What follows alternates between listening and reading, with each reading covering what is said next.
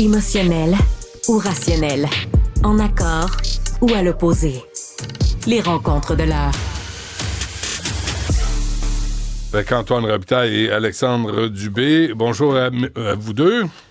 Salut Benoît. Bonjour mon cher Benoît. Hey, un mot sur les centres de services. Là. On s'est fait avoir, nous autres. Hein? Tu sais, on va remplacer les commissions scolaires, on va mettre des centres de services. Et ils seront pas élus, ils vont être nommés, mais ils vont être redevables. C'est quand la dernière fois vous avez eu une entrevue avec quelqu'un d'un centre de service? Ça vient pas souvent en entrevue, hein, les gars. Oh, que ça vient pas souvent en entrevue. On change une structure pour la remplacer par une autre structure. Pendant ce temps-là, des histoires d'horreur, il y en a plein dans les écoles. L'histoire là, de cette jeune fille, c'est terrible, là, qui a subi quelque chose d'épouvantable. Et là, demande un transfert, demande de l'aide aussi des services, puis finalement, ça patauge, c'est jamais la faute de personne. Puis pendant ce temps-là, celui qui est fautif dans cette histoire-là, souvent, là, il y a de l'accompagnement. Puis, est-ce qu'on accompagne les victimes? Est-ce qu'on accompagne les parents des victimes qui s'en font à chaque jour, qui voient leur enfant pleurer en revenant de l'école? Elle va même plus à l'école, la on jeune les de oublie. 14 ans. Je sais, mais de manière générale, Benoît, on les oublie beaucoup trop souvent. Et les centres de services s'en sortent tout le temps. Tout le temps, là. Des SAMAR, centres de services des SAMAR, là. Il n'y a qu'à pas d'entrevue. Et puis, t'appelles là, puis ils ont tout de suite branché le téléphone sur la boîte vocale. Mais... Puis, Antoine? C'est un peu de notre faute, là. On a tellement parlé contre les élections scolaires, au moins, les commissaires scolaires avaient une légitimité démocratique. Moi, je trouvais que c'était bien. D'ailleurs, les anglophones ont voulu garder ça, hein, parce qu'ils savent très bien que... légitimité, bon, là, on va me dire, avec 4% de participation, c'était une légitimité toute relative. Mais au moins, il y avait la possibilité de parler contre le ministère. Et tu sais, centre de service aussi, c'est tellement plate. Je trouve que ça veut rien dire. Même l'expression, tu sais. Ouais. C'est comme un garde-robe, tu sais. Un garde-robe avec des balais. Ouais. Je sais pas, je trouve ça tellement... On me semble qu'on n'érotise pas le monde de l'éducation en appelant ça centre de service. Ah, ça, c'est vrai. Je suis pas érotisé du tout. Sacrifice! Bon, je préfère ça de même, sincèrement, là, je vous l'avoue. Antoine Legault, François Legault, qui demande à Paul Saint-Pierre Plamondon de lui faire une faveur. Ben oui, il est arrêté devant un journaliste ce matin. Tu sais qu'il commente presque plus l'actualité. Et là, le jeudi, habituellement, il va au salon Bernard Lalonde, là où on est tous entassés. Là, il n'est même pas allé là, il est arrêté dans le couloir. Puis, il a dit, je demande à Paul Saint-Pierre Plamondon d'avoir aujourd'hui le courage et de demander à son camarade du Bloc québécois de reculer, de ne pas appuyer le gouvernement Trudeau la semaine prochaine et de défendre les intérêts des Québécois et de la nation québécoise. C'est une sortie qui fait penser à la fois où il a dit qu'il faudrait voter conservateur parce que le gouvernement Trudeau est trop centralisateur. Il avait fait ça en 2022. Ça avait été un boomerang pour lui, là. C'était en 2022, je trouve, le premier moment où, dans l'ère post-pandémique, on avait vu une fissure dans l'armure de François Legault. Et là, il revient à la charge. Évidemment, je comprends son positionnement politique, là. Ils ont même déposé une motion pour qu'à la fois le PQ et le Parti libéral aussi soit mal à l'aise avec l'arrivée de Pablo Rodriguez en disant que tout élu de l'Assemblée nationale doit mettre en avant les intérêts du Québec et non les intérêts d'un parti au fédéral. Je comprends le positionnement, mais en même temps, quand je sais que certains péquistes vont dire si t'es rendu à demander au PQ de faire bouger quelque chose au fédéral, c'est que t'as plus beaucoup de rapports de force au fédéral. Hein? D'ailleurs, je veux dire, Yves-François Blanchet a dit non.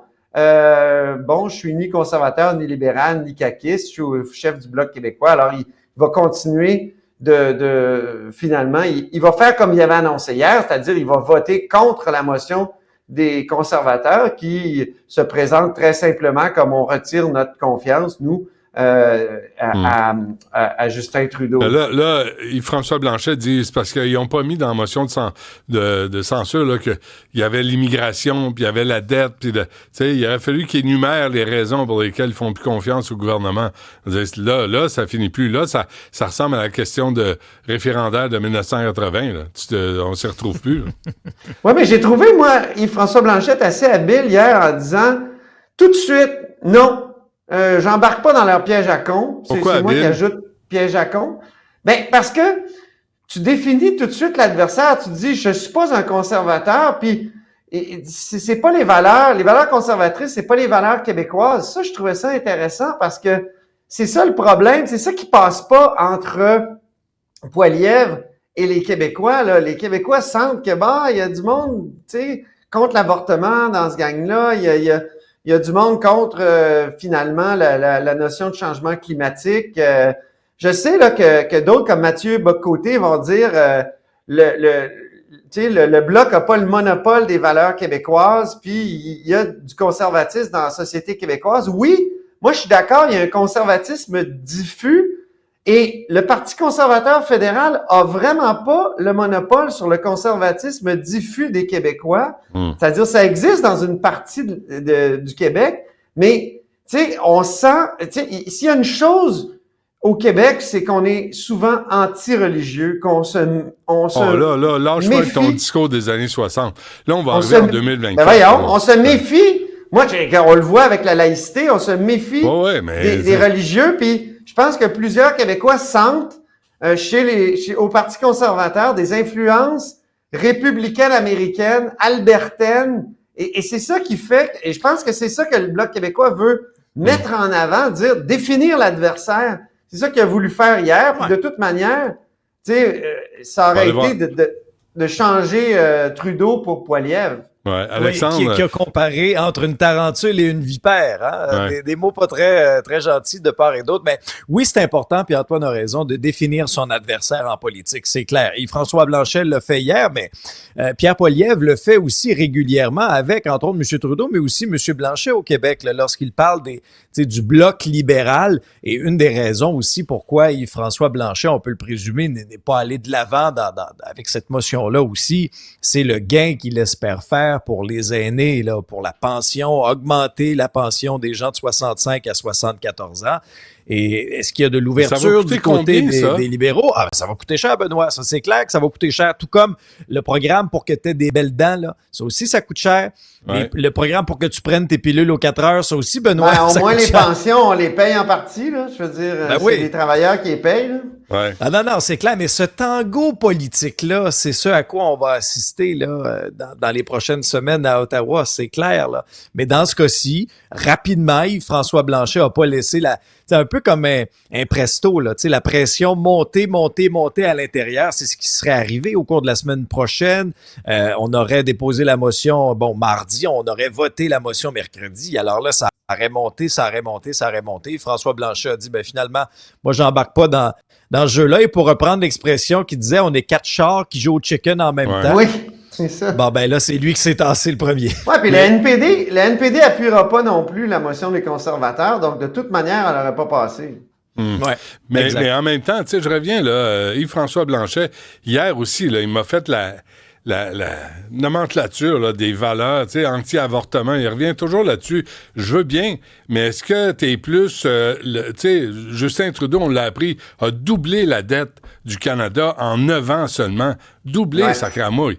600 milliards, puis il l'a doublé à 1200 milliards. Je veux dire, est-ce que t'es plus pour ces valeurs-là? Est-ce que t'es plus pour l'immigration massive dont les autres provinces, à part le Québec, en veulent pas?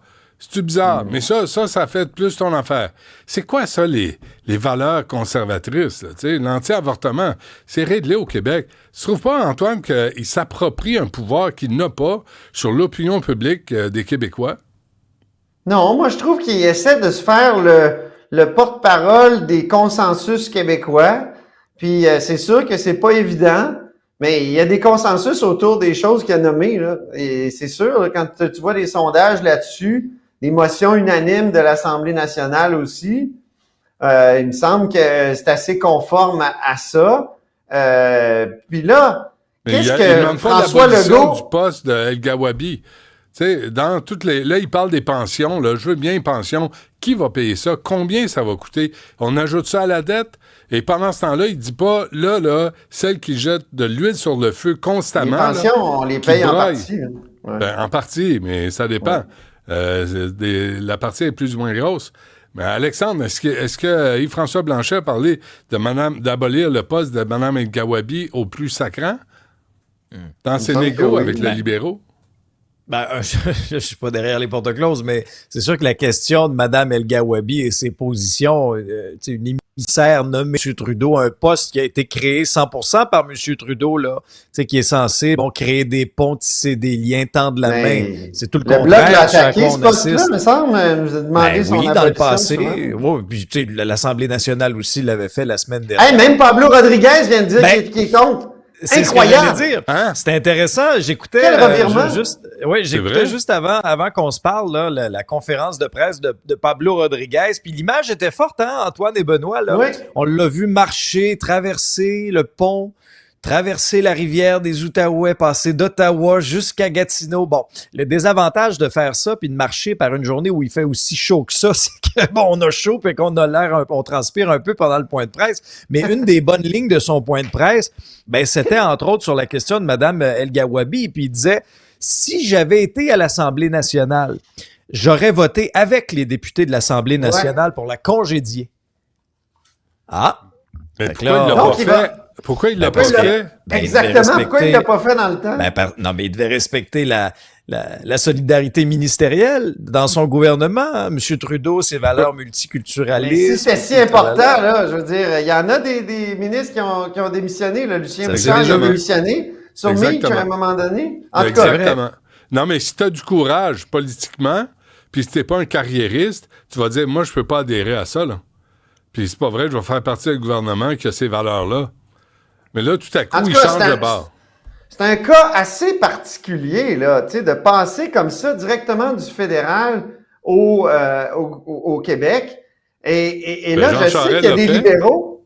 Il y a des libéraux qui me disent, Jean Lesage, Jean Charest et Lucien Bouchard ont tous fait ça, puis on n'a pas dit pour autant que leur parti était une succursale. Mais attention, Jean Lesage, ça a pris même pas 2 ans qu'il a fait déposer une motion pour couper les liens carrément entre je le disais hier, je me répète, là, mais entre le Parti libéral du Québec et le Parti libéral du Canada. Jean Charest, il a publié un livre qui s'intitulait « J'ai choisi le Québec », puis il venait pas du Parti libéral, il venait du Parti progressiste conservateur. Puis il a dû s'expliquer sur... Je me souviens, là, au début, là, dans son arrivée, là, en 98, Jean Charest, il a dû s'expliquer sur les armes à feu, il a dû s'expliquer même sur, c'est pas l'aide médicale à mourir, c'est l'avortement.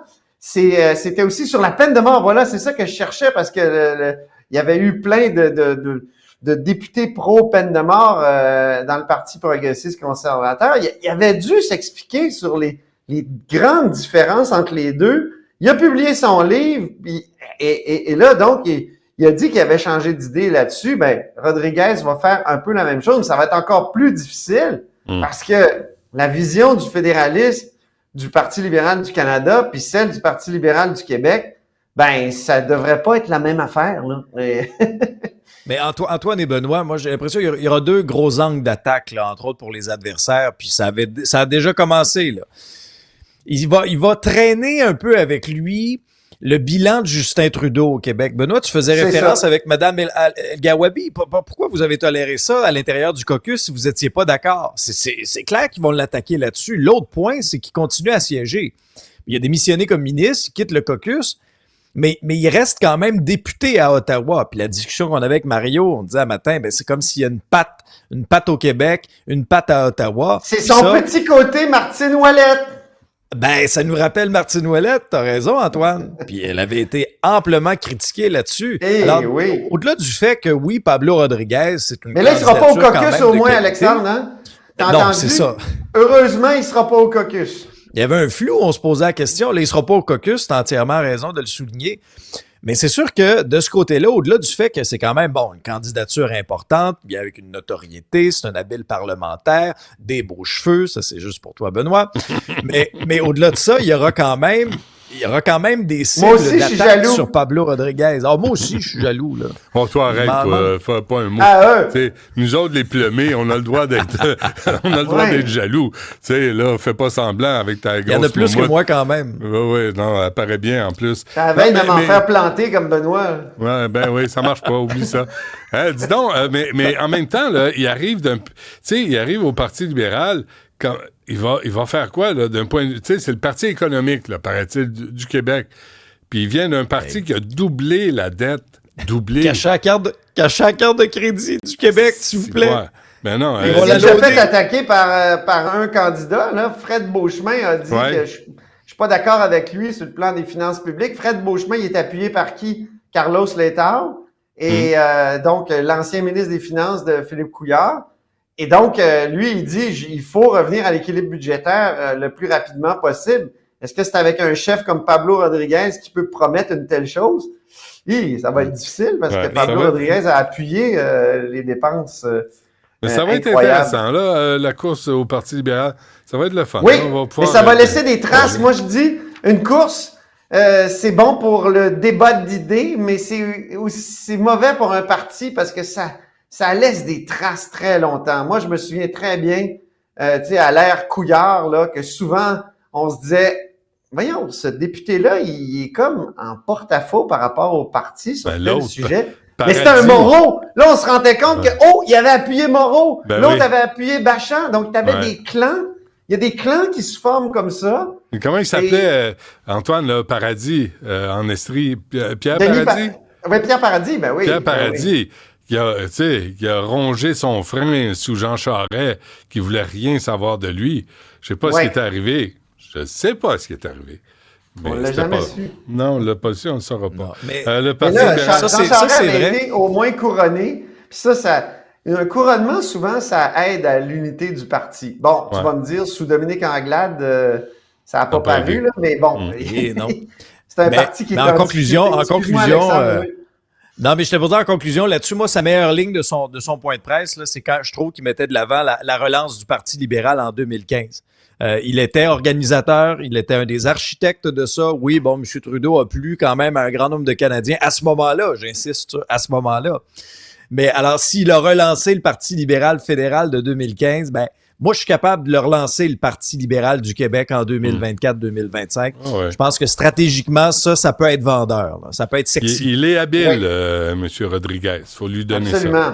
Bon, Oui. et bon, ça, là, le Paolo Galati, finalement, il est sorti de la politique de Laval, Alex.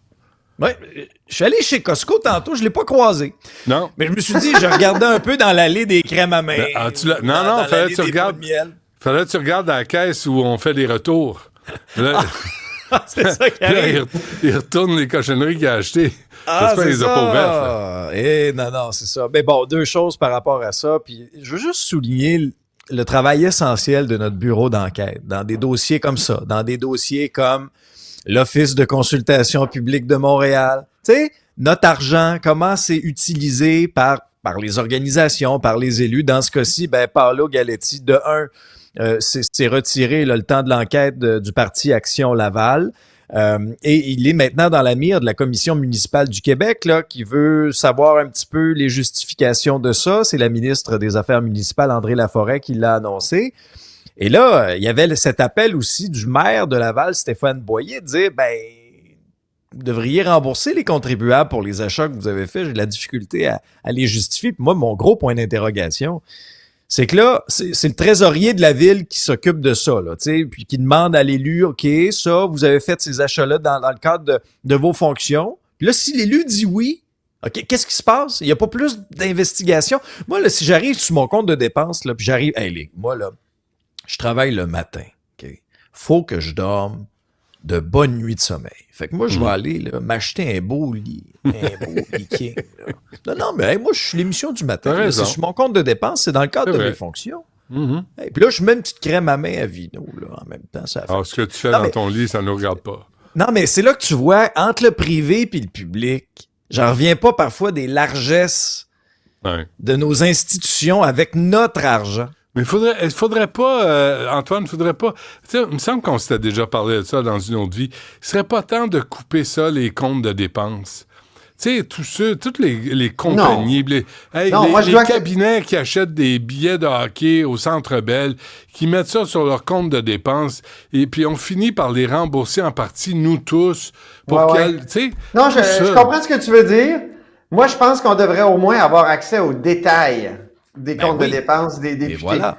Je pense qu'à Ottawa, tu as le droit aux détails. À Québec, je t'en ai déjà parlé, Benoît. Tu sais, c'est un maudit jugement de la Cour suprême de 2002.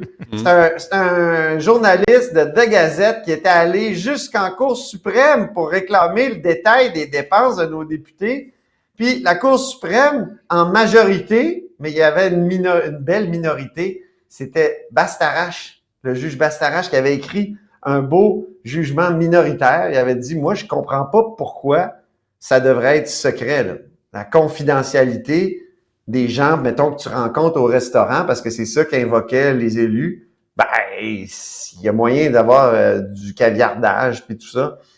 Mais depuis 2002, c'est ça. On a des beaux comptes rendus avec des chiffres globaux, mais on veut voir le détail.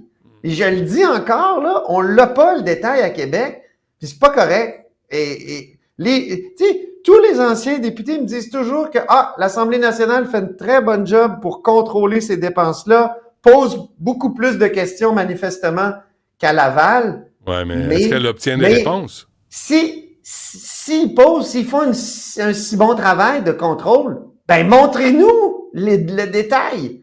On l'a toujours pas. Et je te dis, je le réclame encore à ton micro. C'est fait. Avant je vous salue, les amis. Tu t'en vas, toi, Antoine? Oui, OK, désolé. merci. À demain. Salut, Alex, à demain, Antoine. Là, faut qu'il remplisse son compte de dépenses. Ben ouais. on va y trouver des raisons à chaque jour. Ça va être une nouvelle chemise blanche, un nouveau gilet. Voilà. Valérie Plante, aux Nations Unies, elle va sauver le monde. Ça, c'est un peu ironique. Parce qu'elle est invitée là, par le secrétaire général de l'ONU, Antonio Guterres. Ça se passe à New York, en marge du sommet sur l'avenir. Qu'est-ce que Valérie Plante va aller dire là-bas? Elle va montrer l'exemplarité de Montréal en ce qui concerne la congestion routière. Elle va aller montrer l'efficacité de ces inspecteurs qui mesurent la hauteur des plantes dans le village, la hauteur des terrasses, l'efficacité de son service des incendies pour les inspections au mauvais endroit, au mauvais moment, alors qu'il y a 0 sentiment d'urgence et il n'y a aucun risque pour la vie en pleine festivité du Grand Prix. On va aller montrer l'efficacité de nos tickets au centre-ville de Montréal, la clarté de nos panneaux. On n'est vraiment pas équipé pour donner des leçons à personne, Benoît. Sincèrement, là. Ouais. J'ai vraiment hâte de voir le contenu de ce discours-là. Et je sens que je vais le lire avec un petit sourire en coin. T'es de mauvaise foi. Il y a le parc éponge. Les parcs éponges, c'est important. J'oubliais nos parcs éponges. Ben oui. Si tu veux sauver... On voit ça quand il pleut. On voit ça quand il pleut, les parcs éponges. Les gens ont de l'eau dans la cave jusqu'au plafond. Ah oui, c'est efficace. Il y a des geysers en dessous du pont Jacques-Cartier. Mais je sais pas, j'ai hâte de voir son discours. Non, pas moi, ça m'intéresse pas. Rapport du coroner avant qu'on se quitte. Oui, un mot là-dessus, parce que moi, j'ai été très touché par cette histoire-là, la mort d'Amélie Champagne, on se souviendra. Elle s'est enlevée la vie à Montréal en 2022, après des années et des années à souffrir des symptômes qui ressemblaient à la maladie de Lyme. Il y a eu un rapport, donc, de la coroner qui critique, entre autres, les longs délais et les diagnostics dans ce cas-ci. 19 recommandations. Moi, l'essentiel de mon propos là-dessus, puis ça me dépasse, Benoît, de voir à quel point on n'est pas équipé au Québec pour venir en aide à ceux et celles qui ont contracté la maladie de Lyme. Benoît, mon chien, là, on lui donne des pilules à chaque année contre la maladie de Lyme. Mon chien. Mais on n'est pas capable d'aider les hommes, les femmes qui se font mordre, qui se font piquer par une tique, qui ont les symptômes de la maladie de Lyme, on les barouette d'un bord puis de l'autre. Il y a une poignée de médecins qui savent de quoi ils parlent dans le dossier de la maladie de Lyme. On s'aperçoit qu'aux États-Unis versus le Québec, on est à des années-lumière. L'errance médicale, là, c'est terrible. Moi, je connais des gens autour de moi qui ont souffert de la maladie de Lyme, Benoît, là. C'est d'une tristesse incroyable de voir à quel point ils ont dépéri pendant des années et des années avant de pouvoir enfin se sortir un peu la tête de l'eau. Alors moi, j'ai une pensée pour la famille de cette jeune femme-là. On sait que son père aussi, M. Champagne, est allé publiquement dans les médias pour dénoncer la situation. J'ai beaucoup de compassion envers eux, mais il faut que ça change au Québec. Ça n'a aucun sens à quel point on est arriéré sur la maladie de Lyme. Sur bien des affaires, hein, coudonc, sur bien des affaires, on pourrait faire mieux. On pourrait faire mieux avec l'argent dont on dispose, parce qu'on est, on est pauvre, mais en même temps, on est riche. On est pauvre parce qu'on gaspille notre argent, puis on envoie de l'argent aux problèmes au lieu de les solutionner avec un peu de courage et de détermination. Et là, c'est un autre exemple qui est vraiment tragique. Rapport du coroner qui vient juste de sortir, hein, c'est à peine 1 heure. Oui, ça vient tout juste de sortir, là. Donc, effectivement, et la famille a réagi en disant que on espère que les recommandations vont servir un peu de fondement pour que le système de soins va être plus inclusif, plus réactif et plus respectueux des patients, mais de leurs proches aussi. Et moi, je joins ma voix à la famille. Faites bien, M. Dubé. Merci. À demain. Salut, Benoît.